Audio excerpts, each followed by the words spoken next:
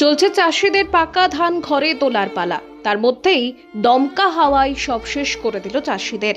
মাটিতেই পড়ে রইল অধিকাংশ ধান। নদিয়া জেলা মূলত কৃষি প্রধান জেলা। নদিয়া জেলার হাজার হাজার চাষি রয়েছে যারা ধান চাষ করেন। এই ধান চাষের ওপরেই সারা বছর নির্ভর করে থাকেন। কিন্তু গতকালের আচমকা ঝোড়ো হাওয়া সর্বশান্ত করে দিয়ে গেল চাষিদের। যখন ধান কেটে বাড়িতে তোলার পালা, ঠিক তখনই মাটির সঙ্গে মিশে গেল ধান গাছ। অধিকাংশ ধান ঝরে পড়ল মাটিতে। দুশ্চিন্তায় ঘুম উড়েছে চাষিদের। এবছর আপনার ধান রয়েছে? হ্যাঁ, ধান রয়েছে।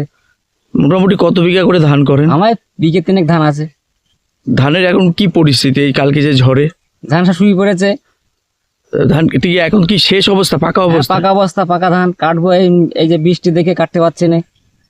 আচ্ছা, আবহাওয়ার খবর শুনছি বৃষ্টি হবে। আর এই ঝড়ের কি সমস্যা হলো?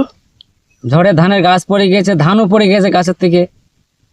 এতে তো ক্ষতি হলো হ্যাঁ, অনেকটা। ক্ষতি হলো। মানে খরচ তো অনেক ধানে। হ্যাঁ, অনেক খরচ, প্রচুর খরচ। এখন কাটতে ডবল লেবার লাগবে। লাভ উঠবে মনে করছেন? না উঠলেও কিছু করার নেই। আচ্ছা, এখন করা হয়েছে, যা হবে হবে।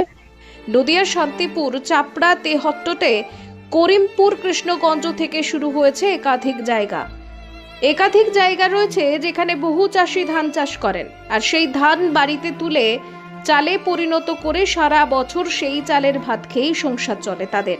কিন্তু আচমকা আবহাওয়া প্রচুর ক্ষতি করে দিল চাষিদের। চাষিরা জানাচ্ছেন, ধান রোপণ করা থেকে শুরু করে শেষ পর্যন্ত প্রচুর টাকা খরচ হয় তাদের। তার উপর এই আবহাওয়ার কারণে ধান মাটিতে শুয়ে পড়ে।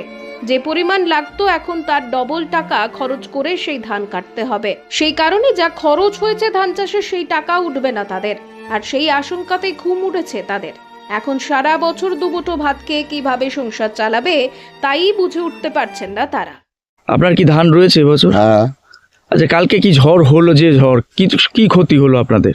এই ধান, পাকা ধান শুয়ে পড়েছে, জল লাগবে বেশি, আর ধান কিছু ঝরে গেছে। আচ্ছা, মানে ধানে তো খরচা হয় প্রচুর করতে গেলে। হ্যাঁ, প্রচুর খরচা।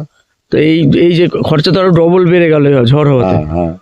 এই লাভ হবে মনে করছেন? এখন না হলেও তো ফেলে দেওয়া যাচ্ছে না, তুলতেই হবে। তুলতেই হবে।